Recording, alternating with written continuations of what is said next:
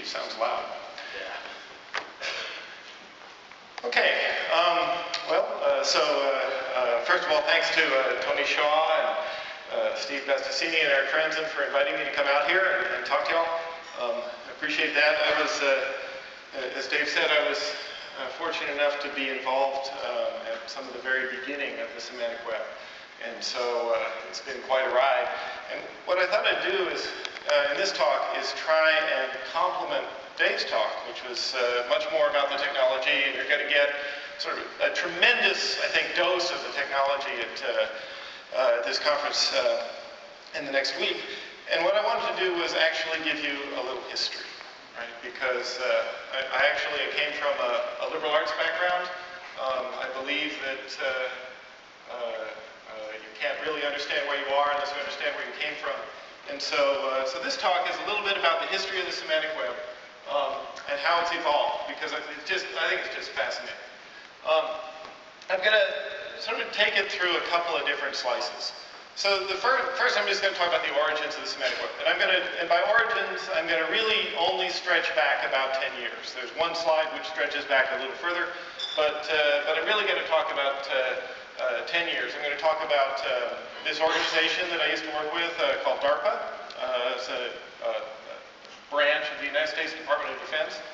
I'm going to talk about what the original idea that DARPA had was in the semantic web, how that linked with a number of other entities or other ongoing programs on the European side, and how the sort of current infrastructure that we created evolved, or how the infrastructure that we created evolved into what we have today. Then I'm going to shift gears and take the same history and kind of take a different slice through it. So what I want to do is look at three main use cases for semantic technology. We call three generations.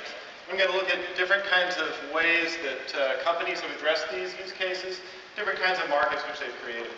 And I'm going to talk about, I'm going to sort of end the Big Bang with the fourth generation, and it's really about scalability.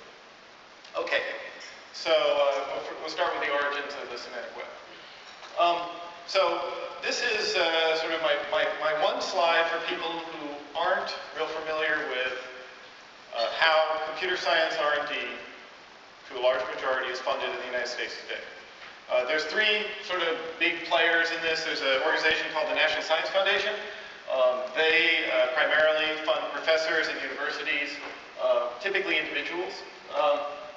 Then there's a Department of Energy, Office of Science. These are the people who have, I think, incredible fun because they build the largest computers in the world, and they do, incredibly cool things like, simulate the explosion of nuclear bombs or national power grids and things like that. It's incredibly cool stuff. And then there's the Department of Defense. And there's a whole bunch of acronyms associated in here. And my favorite is the one which I think is actually the most consequential of these, is this organization called DARPA, the Defense Advanced Research Projects Agency. It is the long-range R&D organization of the U.S. Department of Defense. If you've heard about it at all, there's the old joke about Al Gore creating the internet.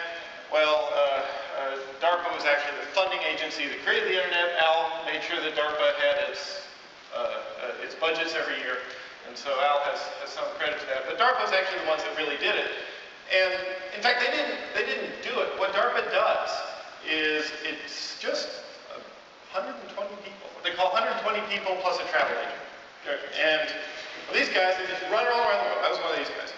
And you have hundreds of thousands of air miles on your behind. But what you're trying to do is find really, really smart people with really, really cool ideas that probably won't work. But if they did work, it would be a revolution. And then you just fire hose a whole bunch of U.S. taxpayer dollars into them and see what happens. And by a lot of U.S. taxpayer dollars, I mean a lot. So the recent budgets for DARPA in the fiscal year have been in the range of $3 to $3.5 billion. So this is a lot of money to go into R&D. And that's across all science disciplines, everything from semantic technology, all the way up to, stealth aircraft that could be invisible. Think that would be a really weird thing. Cool new weapons and so forth. So DARPA was actually ended up being one of the major funders for semantic technology in the US. Okay, so the other thing that you need to know is that at the end of the 90s, if you're not a student of artificial intelligence history, everybody was getting very depressed in this field. And the reason why is what I've written up there called the Google property. So it wasn't called the Google property back then, but it was known. So this property is this idea that as systems get bigger, they should get better.